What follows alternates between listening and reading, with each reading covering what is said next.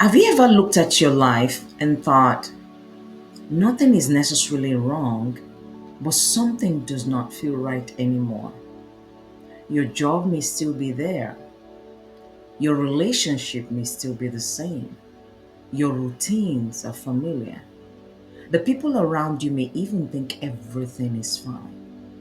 And maybe from the outside, it is. But something inside you has shifted.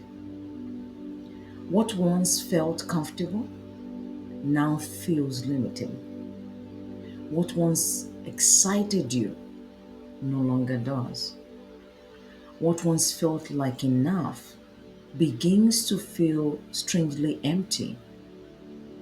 And that can be confusing because we usually expect change to begin when something goes wrong. But sometimes change begins because we have grown. I think one of the hardest parts of personal growth is realizing that something does not have to be bad for it to no longer fit. A dream may once have been right for you.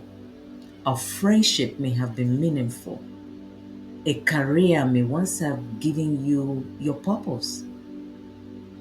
A version of yourself may once have been exactly what you needed to be.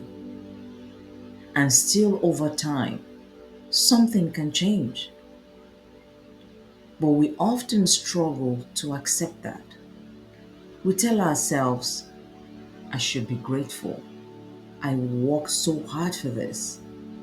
Other people would love to have what I have. Why am I not satisfied?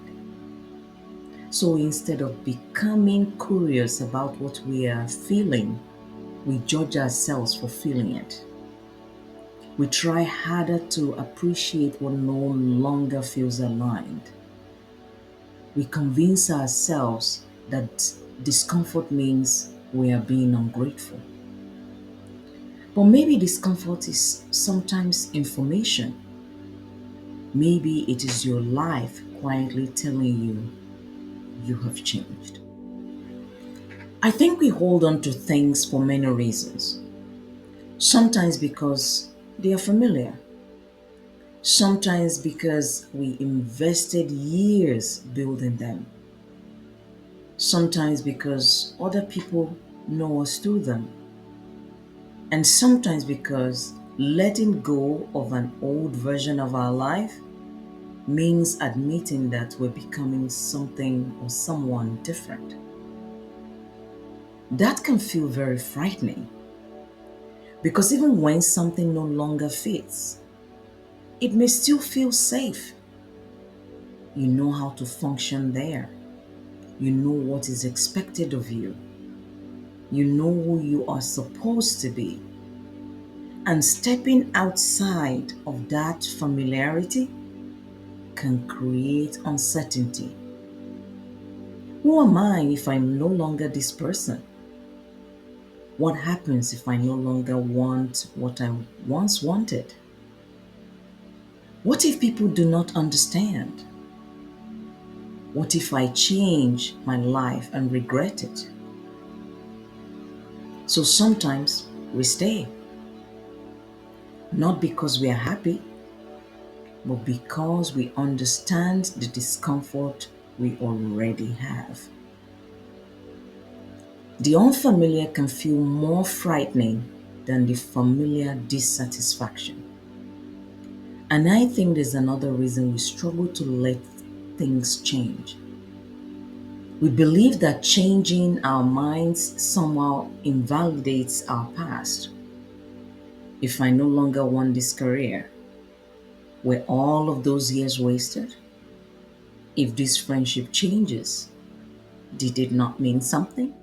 If this dream no longer matters to me, was I wrong to pursue it? I don't think so. Something can be right for one season without being right forever. The fact that you have outgrown something does not erase what it gave you.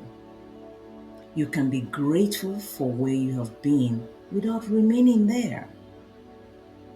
You can honor an old version of yourself without asking her to lead the rest of your life. That distinction matters because growth does not always ask us to reject the past.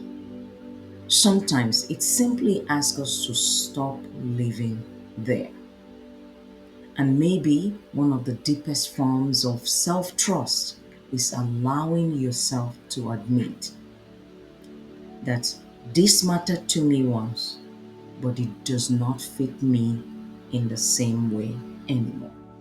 I think we often imagine growth as adding things: more confidence, more wisdom, more opportunity, more courage.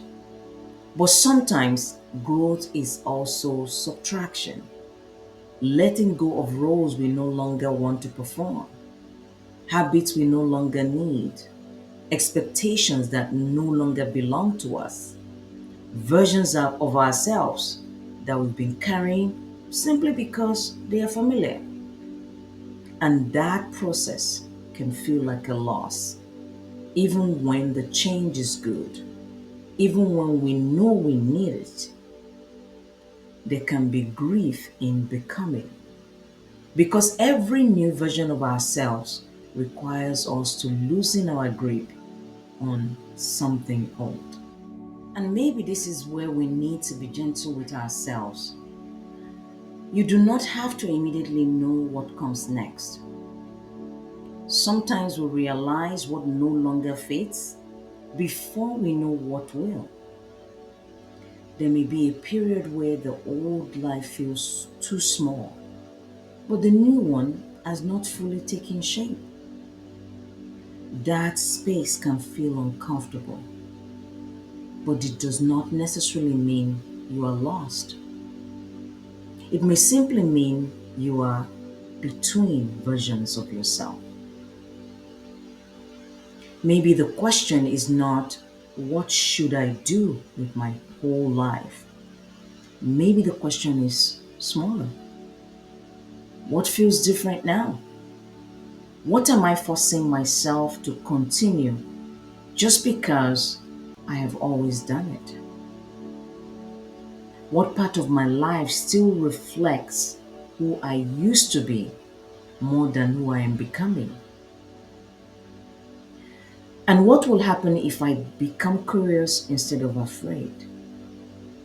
You do not have to quit the job tomorrow, end relationship today, move somewhere new, or make a dramatic announcement. Sometimes the first step is simply honesty. Maybe saying, this no longer feels the same.